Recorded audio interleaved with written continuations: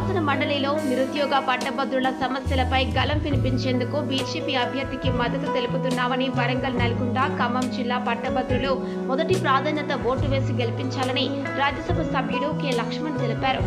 వరంగల్ దేశాయిపేట రోడ్డులోని కేఆర్ గార్డెన్లో బీజేపీ బలపరిచిన పట్టభద్రుల ఎమ్మెల్సీ అభ్యర్థి ప్రేమేందర్ రెడ్డి గెలుపు కోరుతూ పట్టభద్రులు, డిగ్రీ పట్టాదారులతో సమావేశం బీజేపీ జిల్లా అధ్యక్షులు గంటా రవికుమార్ అధ్యక్షతన నిర్వహించిన కార్యక్రమంలో రాజ్యసభ సభ్యుడు కె లక్ష్మణ్, ఎమ్మెల్సీ అభ్యర్థి రుజ్జల ప్రేమేందర్ రెడ్డి, మాజీ ఎమ్మెల్యే ఆరూరి రమేష్, బీజేపీ రాష్ట్ర నాయకులు రాజేశ్వరరావు, ఎర్రబెల్లి ప్రదీప్ రావు, మురళీధర్, మార్టిన్, లూథర్, శ్యామ్ తదితరులు పాల్గొన్నారు.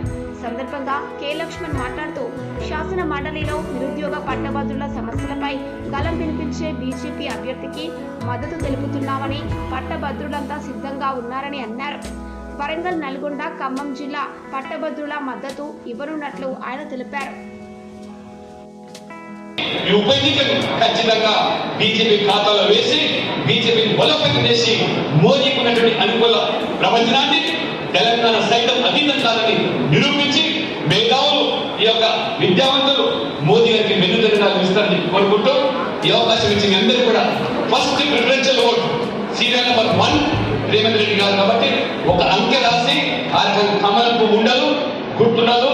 కాబట్టి బీజేపీ అభ్యర్థిగా రేవంత్ రెడ్డి గారు 1వ నంబర్ని రాసి మీరు ఆ రకంగా గెలిపిస్తారు. మన్మోహన్ సింగ్, సోనియా గాంధీ నేతృత్వంలో అత్యధిక బడ్జెట్, రైల్వే బడ్జెట్ 834 కోట్లు ఉమ్మడి ఆంధ్రప్రదేశ్ రాష్ట్రానికి.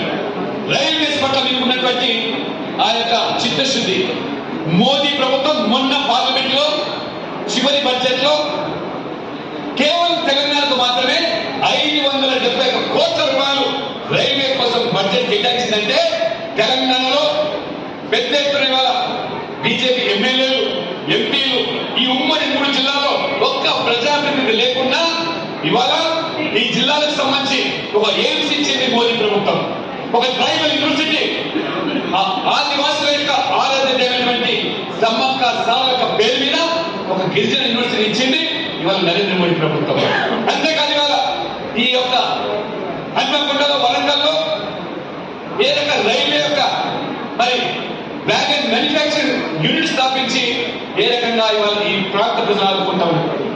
All India institute of medical science సామాన్యంగా మొత్తం 40 సంవత్సరాలు మీరు దేశంలో 7 ఎయిమ్స్ నిర్మిస్తే ఈ 10 సంవత్సరాలు అదనంగా మెడికల్ కాలేజ్ ఈ ప్రభుత్వం ఆ రకంగా మోదీ ప్రభుత్వం తెలంగాణకు ఏమిచ్చిందనే వాళ్లకు కల్లింపు కావాలి.